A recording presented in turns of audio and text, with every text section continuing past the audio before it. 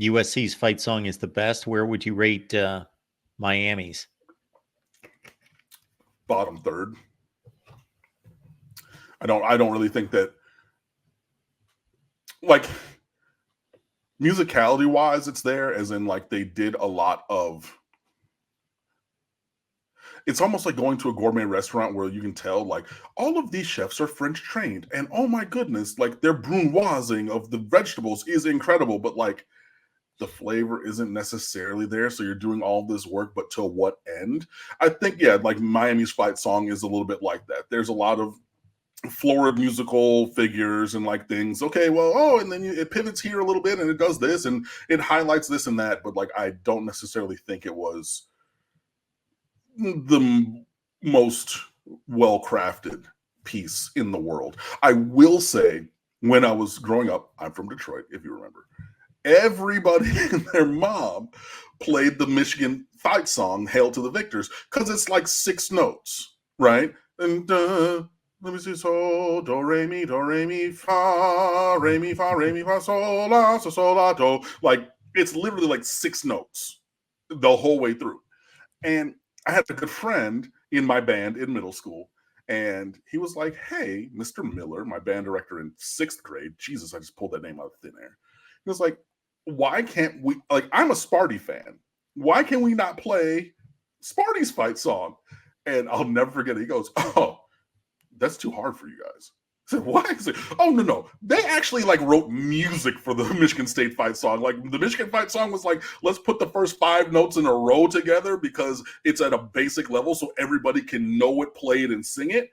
That's that." But like the Michigan State fight song, like it starts with, listen to the Michigan State fight song. It starts with these incredible trills on the flute. It's like, oh yeah, arpeggios all over the place. Like it is not a beginner friendly song. And I just remember my friend, like, he went out to recess that day. You know, we're playing touch football, and he's like, "I'm going to be Michigan State, and y'all can't play our fight song." And I was just like, "Well, you know, yeah." So something similar to that.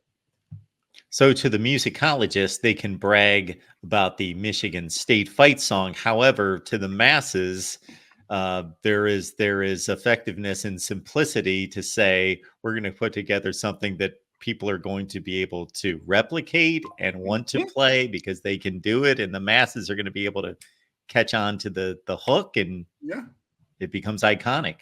Absolutely. And like, not to go even further, well, to go further, but then to end it here, like music and rhymes and things are how like societies have propagated information since forever, regardless of your faith, right? Like the doxology, praise God from whom all blessings flow, praise God within and he below. It's very simple, but it's been the same. Why? Because everybody can dial into it and you propagate the information the same way. Also, Twinkle Twinkle Little Star and the alphabet song are the same music. If you didn't know, now you know. Twinkle Twinkle EFGHIJK, how you are. It's literally the same thing laid over the top. So now I've taught you the tune, so now I can impart the information of whatever on top of that. It is tried, tested, and true over millennia, like many and many of them. So yes. Good stuff. Falconer TRX, Kevin, backflip beard, flips recruits. So we've got a.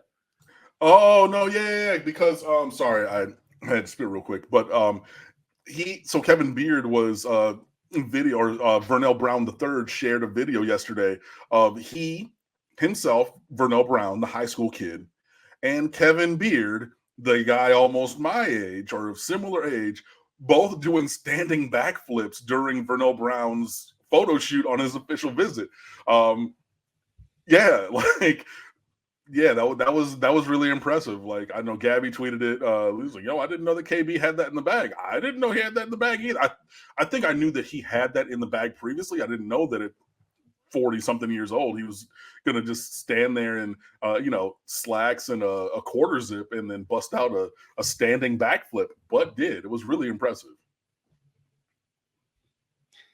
Mighty impressive. Reminds me of, didn't Michael Jordan throw down a dunk at like 50? Yeah, something like that. Marquez Johnson, who played at UCLA and with the Lakers, I think he's 74 or 76. And I say that because he comes on Twitter and shows that, I mean, and he's like 6'8", but still, but every year on his birthday, he goes out into his backyard and dunks on a 10-foot rim at whatever age. Yeah. No, it's, yeah. Like, I was walking in the park the other day and I went over and I shot a couple buckets. And yeah, when I looked and I was like, man, that 10 feet is higher than it used to be, brother. Like, Yeah. but yeah. That reminds me of I've looked for this on YouTube. I've not been able to find it, but I was a Cowboys fan a long time ago. Okay. And Roger Staubach, there was like an NFL Films where there was like a Cowboys reunion and they played a flag football game, and Roger Staubach's like 72 years old or something.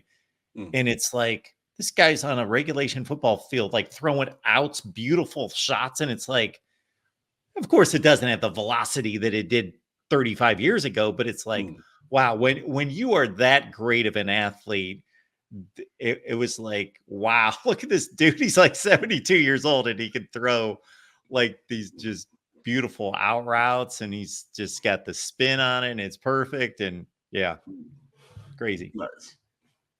All right. Rock and Rant. Appreciate you being here at the Voice of College Football. Thank you for your contribution. Contributing to the Just Say No to Genetics 56 Fund.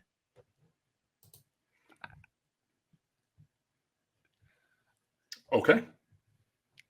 I have an inkling of who you may be alluding to, but I don't want to say because I may not be correct. I believe that's a Twitter handle of such, but I'm not positive. So, Rock and Rant, thank you for the contribution, but not exactly knowing what you want to communicate by that, except for not promoting that particular Twitter page. Okay. Falconer TRX, Miami fight song at the Orange Bowl. Welcome to the jungle. Yeah, I mean, that are in the air tonight, both.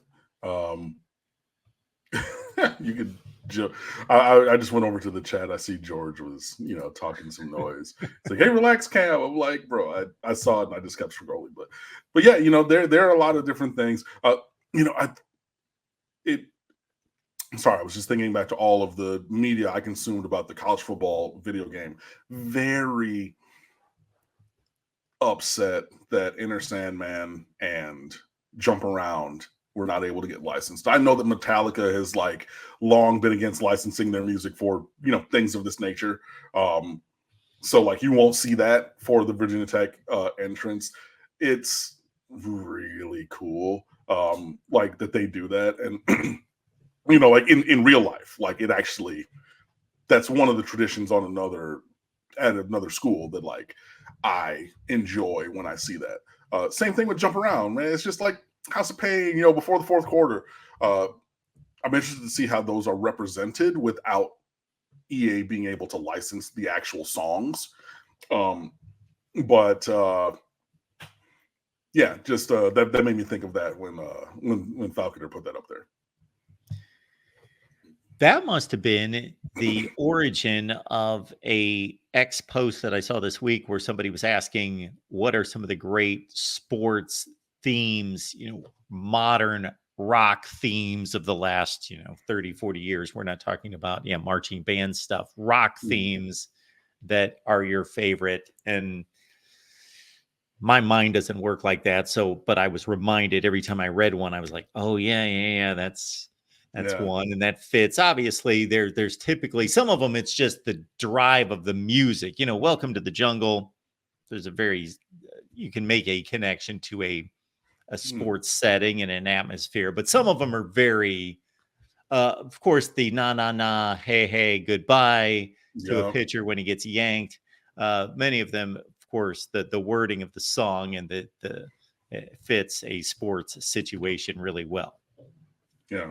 And Seven Nation Army, just because it's just like a general thing, has a nice little drum pattern underneath it, whatever. But yeah, so like I said, it just makes me think or wonder, especially because, EA took the stance and I'm really interested to see this in the game, that every team is someone's favorite team. So they really did try to lean into all different traditions and idiosyncrasies and like the little things that an Iowa fan would notice at an Iowa game, or a Boise State person, other than the blue turf, but like all the little things that go on during the game and around the presentation that they would notice, right? They tried to put in there and everything, but then it's just like two of the biggest ones in the sport that everybody pretty much knows, because of licensing reasons, will need to be tweaked, at least, because the foundational songs to those rituals will not be included in the game. Just makes it a little interesting. So yeah, like I said, I'm interested to see how it goes. And we're 5 weeks away from having it in our hands. So yeah, it'll be fun.